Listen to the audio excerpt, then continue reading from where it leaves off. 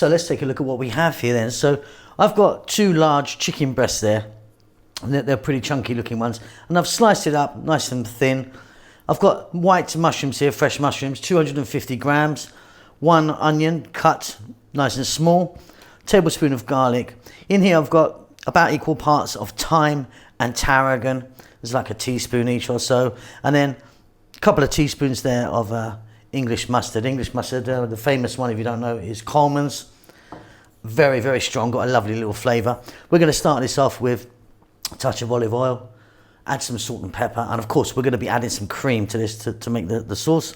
I'll show you that in a moment. Let's get on with this. Okay, so here we go. I've got some olive oil in there, medium heat. Let's get our onion in, and our garlic, and simply let's go just for about 3 minutes.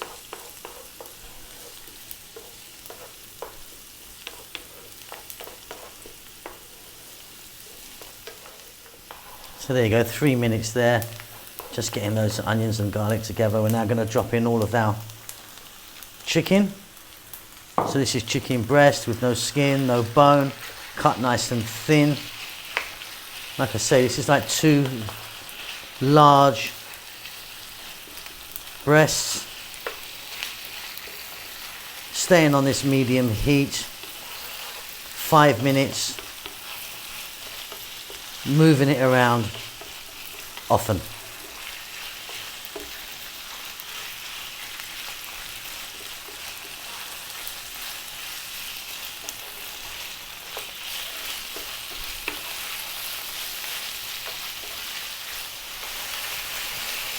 This chicken is not cooked all the way through yet, but we've still got some way to go. We're now going to drop in our fresh mushrooms, 250 grams of those.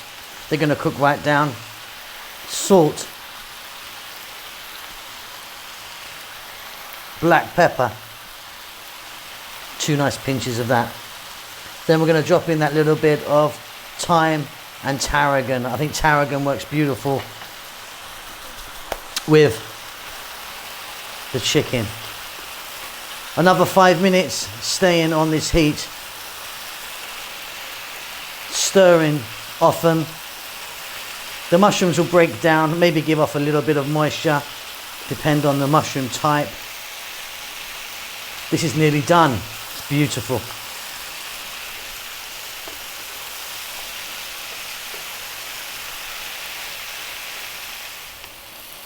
So you can see the mushrooms have reduced down in size, and they have given off a little bit of moisture. We're going to reduce this down to a low heat, not a simmer, above a simmer. Now we're going to add our cream, which I didn't show you earlier, but we've got 250 ml of cream. Now I'm using a thick cooking cream. If you use a single or runny, or basically any cream works. This is thick, but thin will work just as well. We're going to add that couple of teaspoons of the strong English mustard, or if you want you could use a Dijon or something like that, but yeah, the English mustard is fiery. It's got a really lovely strong flavour. I'm going to mix this in, and I'm going to go for about another 4 minutes, and I'm going to be stirring this all the time now. I'm not going to take my spoon out of here. 4 minutes, nice low heat. This is done.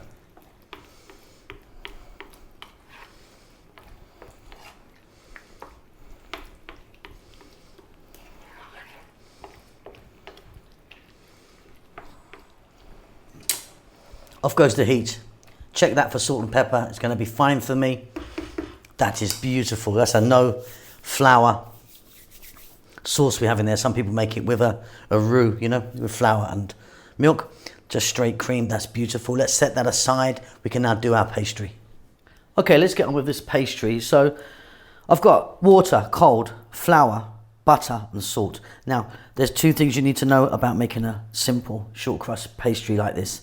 Is everything needs to be cold. The butter needs to be cold, the water needs to be cold, and ideally your hands need to be cold, or we're going to do this in the machine. But yeah, just keep everything that's cold, even the bowls and everything, keep it nice and cold. So The second thing is the amount of flour or dry ingredients to the amount of butter or fat. So you need twice as much flour, half as much fat. So I've got 300 grams of flour, 150 grams of butter. Now, if you want, you can mix this. You can use lard, which is a beef fat, or some shortening. You can do a third if you want, like 50 grams of each. You kind of, you know, some people do that. I just like to use just straight butter. And I've got like a teaspoon there of salt. So cold, keep the bowls cold. And always remember that you need twice as much dry as you do fat. Let's get my machine out. Okay, so I've got my flour in there, and we're now going to drop in the butter, which I've just cut up. And like I say, it's nice and hard. We're going to add that salt. Now what we're going to do is we're going to get the lid on, and we're going to go just for like 15 seconds or so, okay?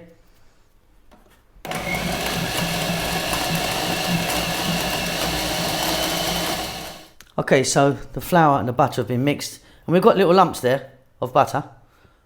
Don't worry about that, that's exactly what you want.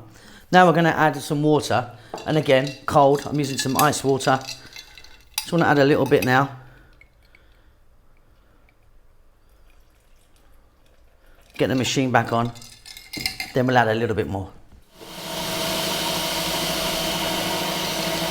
Okay, so while the machine's going, I'm going to start to add a little bit more water. We want to put in like 100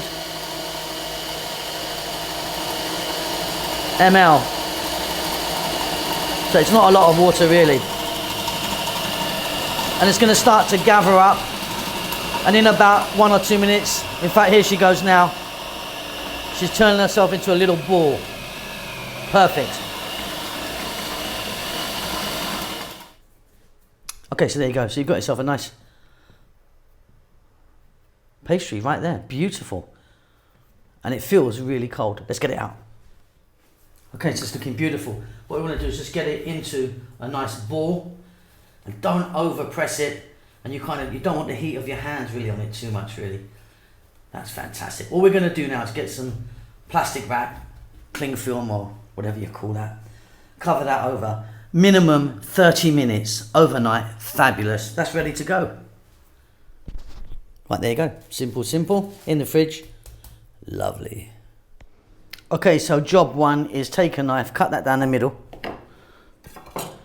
and roll one of them out for the bottom, and the other half is going to be for the top. So rolling pin out, get that, fairly thin. See you when that's done. Okay, that's rolled out, and there's the tray that I'm using. Now what I've done is I've got a little bit of olive oil in there. You could use lard, butter or something, or some other oil. Just sort of got a tissue and greased it all up. What we're going to do now is we're going to pop that in a tin. So I'm going to just drop that in. Make sure that you get, lift up the side and then just push in the pastry so it touches the side. And I've made this a bit thinner than I normally would. Well, not normally. I made a steak and kidney before. I don't know if you've seen that one. But this is a little bit thinner, which I'm happy about. Okay, and then get yourself a fork and just pop that in. Now, people are going to ask, is the mixture going to go through? The answer is absolutely not. So I've got one egg here beaten, and what we're going to do is we're going to just get some on the sides here. This is going to act as a glue for the top, You can be quite liberal with it. And then we get the mixture and we pop it in there. I've dropped a bit there, no problem.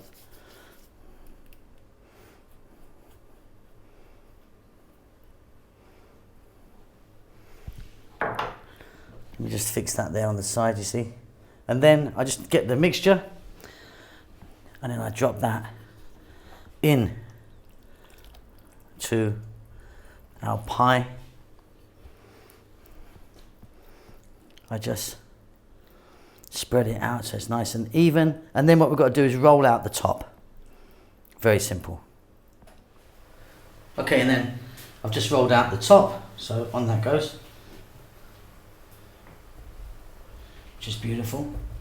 Just touch the edges down so it Goes on with the egg. Now look, what I'm going to do with this one, I'm not going to cut it. Sometimes you cut the pies.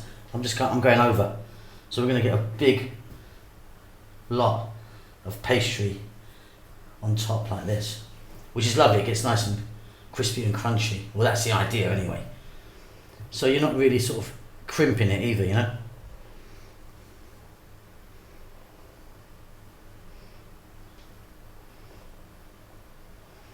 But yeah, I love it just like that.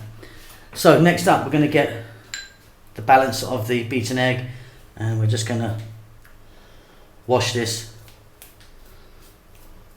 And then it's going to go in your oven. You need to get your oven on first, preheated. It's very important that a preheated oven is happening here. So you need to get that on at 190C, which I think is 375F or gas mark 5. And then once this goes in, it's going to go in just for like 25 minutes or so. And it's going to be done. It's a beauty, really, really beautiful. And like I say, if you want, you don't have to do this kind of folding over that I've done. I suppose it's a bit lazy as well, isn't it, what I've done? But, like I say, I like the kind of big crispy edges. I love that. So preheated oven, 25 minutes, 190C, 375F, gas mark 5. It's going to be beautiful. I've just got one more thing to do. Hold tight with me. I'm just going to get a fork, okay, and just do a little prod here. 1, 2, 3. See you in about 25 minutes. Okay, so that wasn't 25 minutes, that was 30 minutes. I've been lying to you all along. But it does look amazing. What you need to do now is just leave it for about 10 minutes and then we can get it out of the tin. Beautiful. Okay, I've just flipped that out. And you know, I've got a board on it and just flipped it over and then put it in there. The moment of truth. Should we cut it? I was going to cut it. See if we can just cut it right down the middle.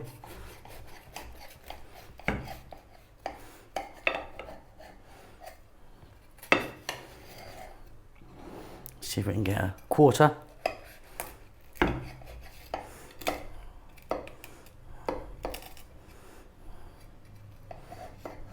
Smells amazing, feels amazing. Let's get it out. Oh, look at that beauty. Let's get that on a plate for you. Fantastic. So juicy, beautiful. Nice, beautiful, crunchy top on the corners. That is wonderful stuff. Can you get in there and have a look at that? Look at that. I hope that's focusing nicely for you. That really, really is delicious. Worth the effort. Hope you enjoyed that. Don't forget to subscribe to our channel. Give us a thumbs up. That helps us out a great deal. And leave us a comment. We do like to know that you're fine. Keep safe. Keep well, everyone. See you soon. Lots of love.